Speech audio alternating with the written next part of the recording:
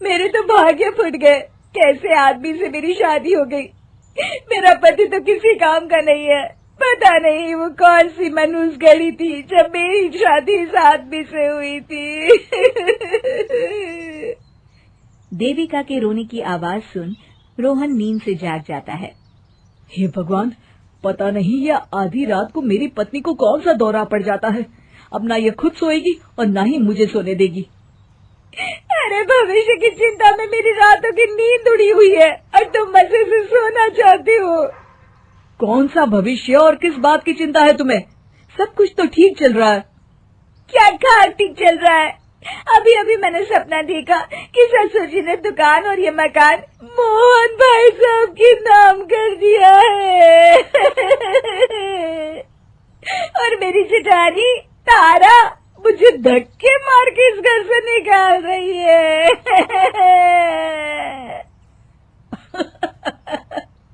तुम तो सपने में कुछ भी देख लेती हो देविका। दांत मत दिखाइए, सपने सच होते देर नहीं लगती। जरा सोचिए, मोहन भाई साहब तो सारा दिन ससुर जी के साथ दुकान पर बैठते हैं। किसी दिन उन्हें कुछ खिला पिलाकर उनसे प्रॉपर्टी के पेपर पर दस्तखत करवा लिए तो हम क्या करेंगे? अरे वाह, प्रॉपर्टी ना हुई, दही बड़े हो गए जो मोहन भैया आराम से प्लेट में सजा के खा जाएंगे। पिताजी की इस पूरी जायदाद पर हम दोनों भाइयों का बराबर का हिस्सा है देविका। लगता है तुम भूल गए, मैं चंपकलाल वकील की बेटी हूँ, तुमसे ज्यादा कानून जानती हूँ। ससुर जी ने ये सारी प्रॉपर्टी खुद बनाई है। हाँ, ये बात तो सच है। अगर वो चाहे तो अपनी सारी जायदाद गली में घूमने वाले उस टॉमी के नाम भी कर सकते हैं। फिर वो टॉमी इस घर में रहेगा, आप नहीं, समझे? इसीलिए जैसा मैं कहती हूँ वैसा ही कीजिए। इस तरह देविका अपने पति रोहन को अपनी बातों के जाल में उलझाकर दुकान का बंटवारा करने के लिए राजी कर लेती है। अगले दिन रोहन देवकी के इशारे पर अपने पिताजी करोड़ीमल से दुकान के बंटवारे की बात करता है। करोड़ीमल एक तजुर्बेकार व्यक्ति थे। वे सारी बात समझ गए कि ये सब उनकी बहू की कारस्तानी है। बस इतने से बात बेटा। अरे दुकान में हिस्सा लेकर क्या करोगे? तुम ये दुकान ही रख लो। तुम्हारे भाई के लिए मैं दूसरी दुकान खुलवा दूंगा। क्यों मोहन, तुम्हें कोई ऐतराज तो नहीं ना? जैसा आप ठीक समझे पिताजी। ये सुनते ही रोहन और उसकी पत्नी खुशी से नाचने लगते हैं। रोहन अगले दिन से दुकान पर बैठने लगता है और मोहन की नई दुकान बाजार से दूर एक साधारण सी जगह पर होती है। मेरे पिताजी और मेरा भाई दोनों अनपढ़ होने के बावजूद इस दुकान को चलाते थे, लेकिन अब तो मैं इस दुकान को दौड़ाऊंगा और जल्द ही इस शहर का सबसे अमीर आदमी बन जाऊंगा।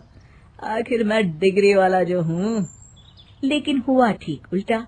रोहन को व्यापार की जरा भी समझ नहीं थी। वो ग्राहकों को औने पौने दाम में सामान बेच देता था और कभी कभी तो मुफ्त में भी। वाह मिश्रा जी, क्या जोक सुनाया आपने, मजा आ गया। छोटे मालिक, पनीर और देसी घी के डिब्बे आ गए हैं, आप देख लीजिए।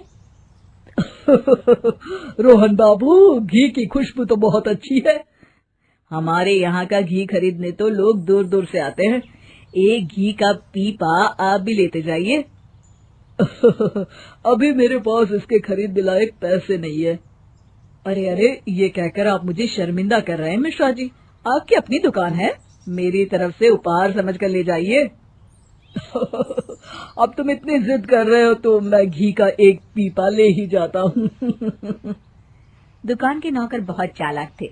जल्दी उन्हें समझ में आ जाता है कि रोहन को व्यापार करना नहीं आता और वे इसी बात का फायदा उठाने लगते हैं। दुकान के सामान में हेर फेर करना शुरू कर देते हैं। अब तो बहुत जल्द मैं अपनी दुकान खोल लूंगा। दूसरी तरफ मोहन अपनी नई दुकान को चलाने के लिए दिन रात मेहनत करने लगता है। ग्राहकों को आकर्षित करने के लिए तरह तरह के ऑफर और सेल अपनी दुकान पर शुरू कर देता है। कुछ ही समय के बाद उसकी दुकान चल पड़ती है। एक दिन, अरे अभी तक आप दुकान पर बैठे हैं? फिल्म का समय हो गया है, जल्दी से दुकान बंद करके चलिए ना। जब से दुकान मिली है आपको तो मेरे लिए समय ही नहीं मिलता। भाग्यवान, मैं तो तुम्हारा ही इंतजार कर रहा था। चलो चलते हैं। इस तरह आए दिन रोहन दुकान छोड़ पत्नी को घुमाने फिराने ले जाया करता। रोहन का दुकान खोलने और बंद करने का भी कोई तय समय नहीं था।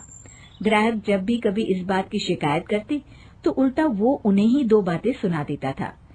इस वजह से धीरे धीरे लोग दुकान पर आना बंद कर देते हैं।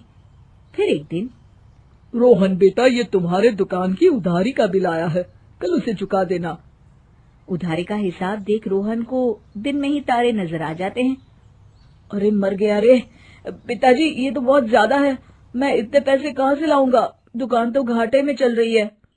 वो सब मैं नहीं जानता, तुम्हारी दुकान है, पैसे भी तुम्हें ही देने पड़ेंगे।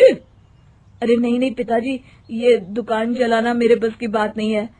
इस दुकान के चलते मैं तो कर्ज में डूब गया हूँ। मैं समझ गया, जो समझदारी आप में और मोहन भैया में है वो मुझ में नहीं है।